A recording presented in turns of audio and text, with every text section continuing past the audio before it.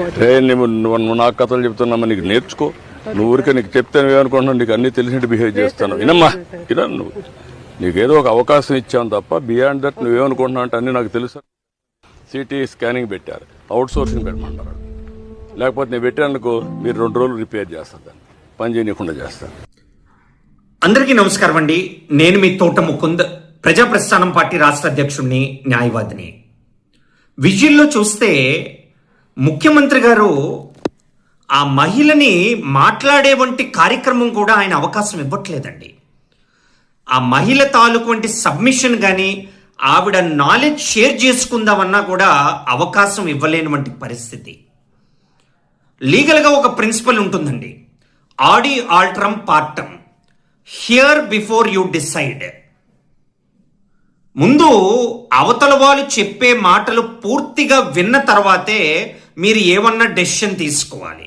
కానీ ముఖ్యమంత్రి గారు అసలు ఆ మహిళని మాట్లాడించే వంటి స్కోప్ కూడా ఇవ్వట్లేదండి. మహిళలు ఉద్యోగాల్లో చాలా కాన్ఫిడెన్స్ తెచ్చుకొని చాలా ఒక ధైర్య సాహసాలతో ఇంటి నుంచి బయటకు వచ్చి ఉద్యోగాలు చేస్తున్నారండి. అక్కడ పురుషులందరూ ఉన్నారు, ఆవిడొక్క మహిళే షీ స్పీకింగ్ అవుట్. తన ఫ్రీడమ్ ఆఫ్ ఎక్స్ప్రెషన్ని, తన తాలూకు వంటి నాలెడ్జ్ని షేర్ చేసుకుందామండి వంటి అవకాశం కూడా ఈరోజు ముఖ్యమంత్రి గారు ఇవ్వకుండా రెస్ట్రిక్ట్ చేయడం అనేది చాలా బాధాకరం అండి. Make women speak, let there opinions come to the public. దయచేసి మహిళల్ని రెస్ట్రిక్ట్ చేయొద్దు. ఇంకా మేల్ డామినెంట్ సొసైటీలో మనం లేము, మోనార్కీ రూల్లో లేము.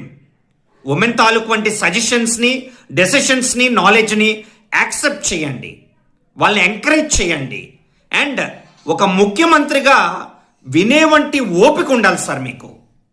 అంటే బహుశా వయసు రీత్యా మీరు ఫ్రస్ట్రేషన్ అయ్యి ఉండొచ్చు, కానీ బట్ ప్లీజ్ తెలుగుదేశం పార్టీ వాళ్ళందరూ కూడా నారా చంద్రబాబు నాయుడు గారు ముఖ్యమంత్రిగా ఎంకరేజ్ ఉమెన్, సపోర్ట్